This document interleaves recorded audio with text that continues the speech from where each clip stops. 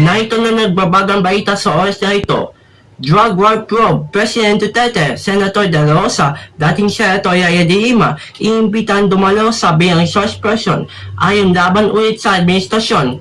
Kahit sa pagdidig ng Senado, ayon namatay pa rin sa polis kung pwede ina at asawa na sa extrajudicial killings noong 2018. Bakit daw siya pa? Wala siyang kasalanan, matino siyang tao. Yun ang salit ng anak ko. Nagigising ako sa madaling araw. Napakabagal, walang investigasyon, walang sincerity,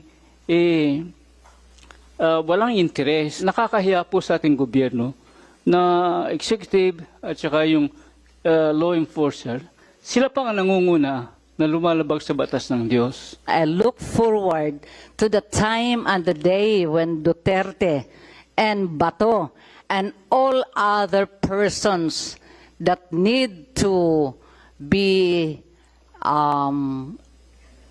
punished or need to answer questions, especially on cases that calls for the defense of life and rights of peoples. Pero ngayon lang po ako naging chairman ng Committee on Human Rights. Kaya siguro po, ngayon lang nagkaroon ng pagkakataon na ito po ay ating pag-usapan.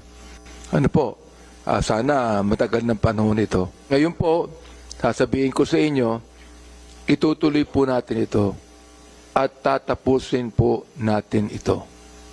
Yun po ang nais kong ipangako sa inyo. Eksklusibo, lalaki patay sa pamamahay ng 2 gunmen sa Parañaque City. Nakasunod sa motorsiklo at siyang pamamahay rin na paputok na baril. Pinalay na ang biktima naman ay isang lalaki kung pwede lang isindede ayon rin sa suspect. Kasi po sa totoo lang, yung trabaho niyan, asset mo yan eh. Asset ng mga polis. Ngayon, marami siyang napahuli.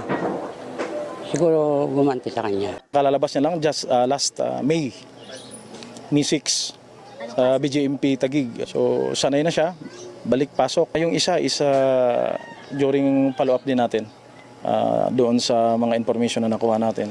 Kasama siya sa planning. Samantala sa balita, dalagitang natagpuan patay sa Cavite, hinihinalang ginahasak bago binigtis sa anak na magulang sa tricycle driver ay nawalang ama ng pagtutulungan sa LGU na ay nag-aalok ng pabuya pamahuli ng suspect sa krimen. Masayahin, makulit, malikot, masaway, mapagmahal sa mga kapatid, lalo na yung sa maliliit niyang kapatid.